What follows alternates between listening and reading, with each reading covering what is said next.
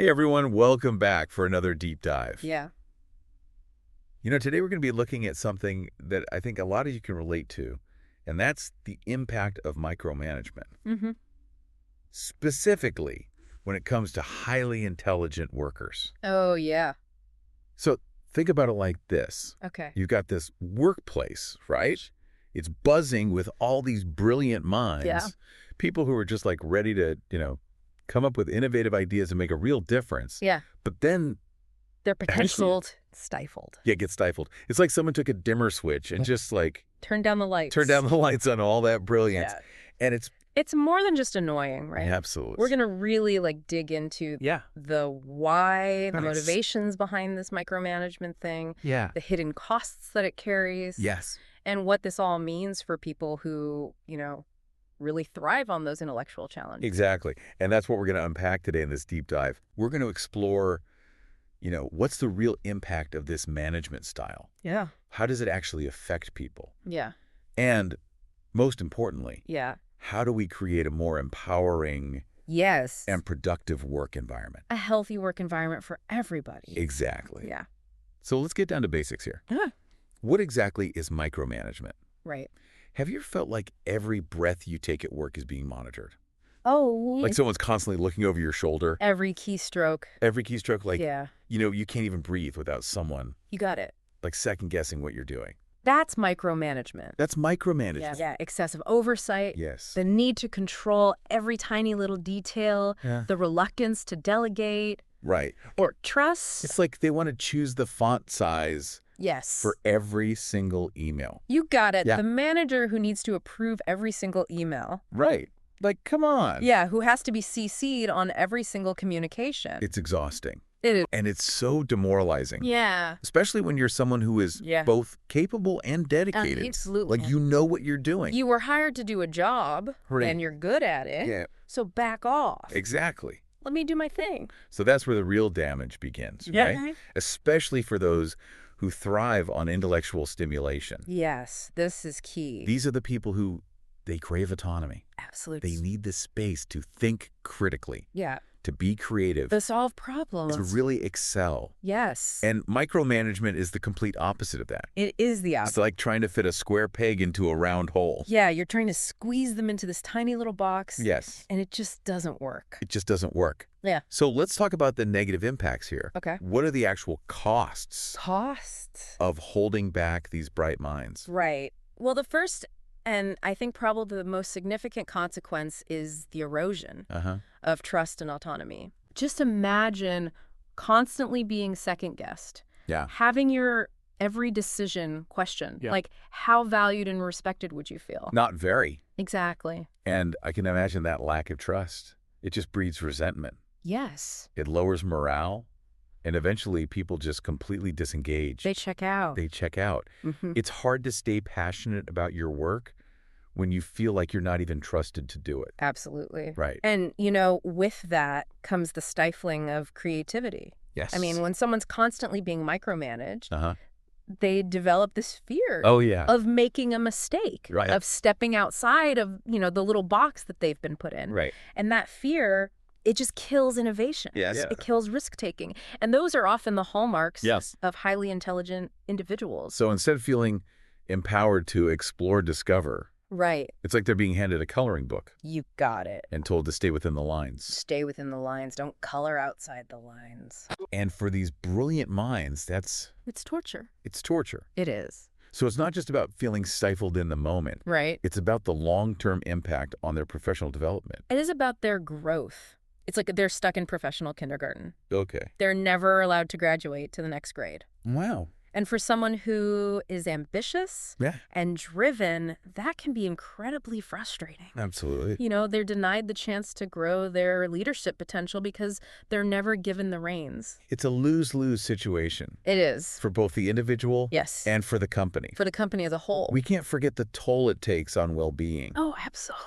That constant pressure that sense of always being watched. Yes. It can lead to chronic stress Stress burnout. and burnout, Yeah. which ironically is likely to decrease productivity. Exactly. The very thing that the micromanager was probably trying to avoid, That's the irony. it backfires Big time. in a major way. So we've established that micromanagement, bad.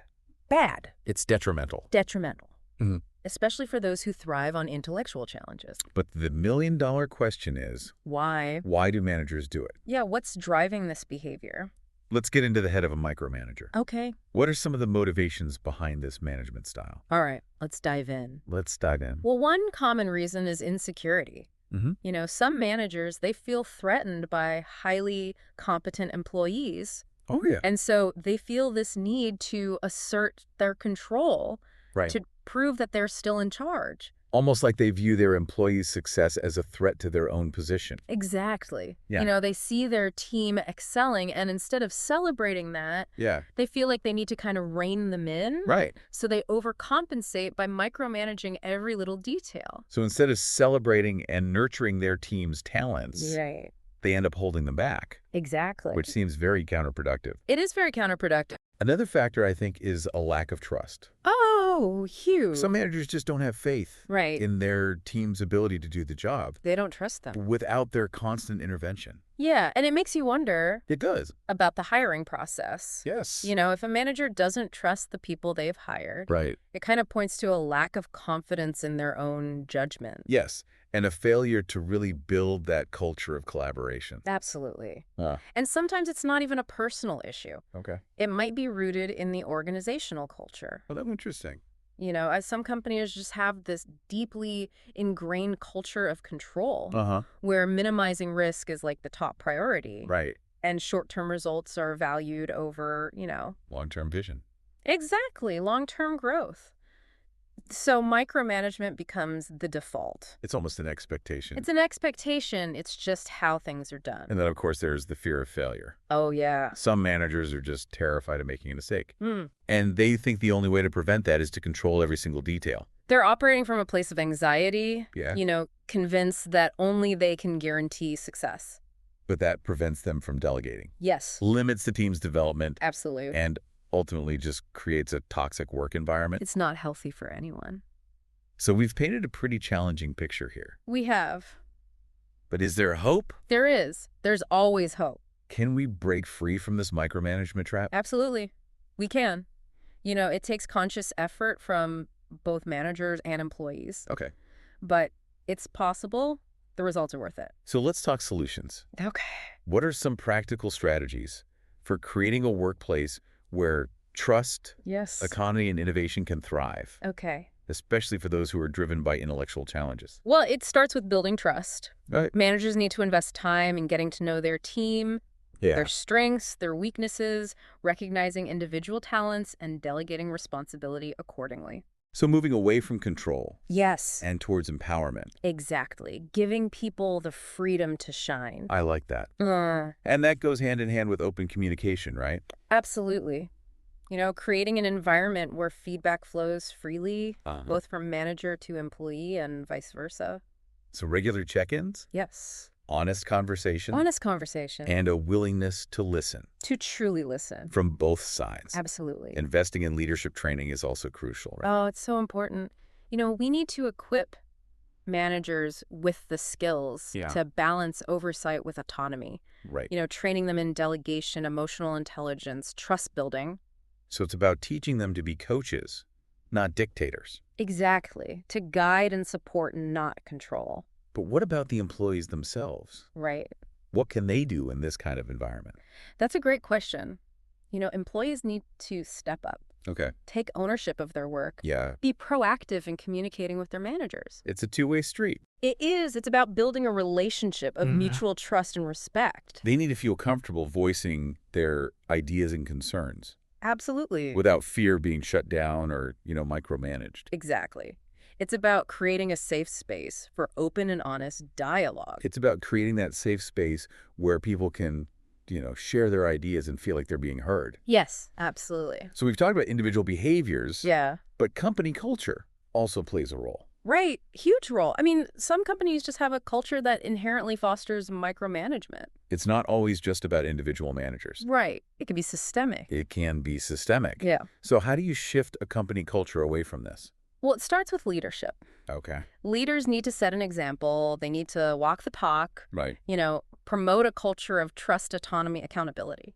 And be willing to invest in training and development programs Absolutely. for managers to actually learn these effective leadership skills. Yeah. Give them the tools they need to succeed. It's a top-down approach. Yeah, top down, but also empowering employees to speak up. Right. Share their ideas for improvement. So it's a bottom-up approach as well. It's both. You need both. Create a culture where everyone feels like they have a voice Exactly. and that their contributions are valued. And that their contributions are valued. That's key. Shared ownership and accountability. Absolutely.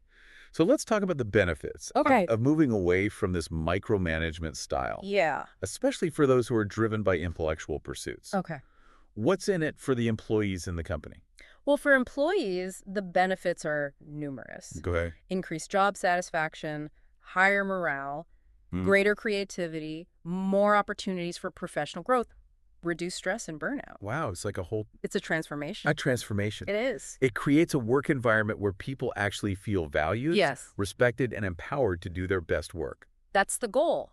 And for the company? For the company, you see increased productivity, higher quality work, more innovation, Uh-huh. greater employee retention, improved customer satisfaction. So it's a win-win situation. It's a win-win for everyone involved. It really is. So whether you're a manager struggling with micromanagement Right. or an employee feeling stifled, Yeah. remember, change is possible. It starts with awareness, Okay. a willingness to learn, Uh-huh. and a commitment to creating a more empowering work environment. Absolutely. So moving from control to empowerment. Yes. From fear to trust. From fear to trust. From micromanagement to leadership. That's the journey. That's the journey. Remembering that everyone benefits when people are empowered to use their talents and creativity to their fullest potential. Absolutely couldn't have said it better myself. Well, that's all the time we have for today's deep dive. It went by fast. I know it did.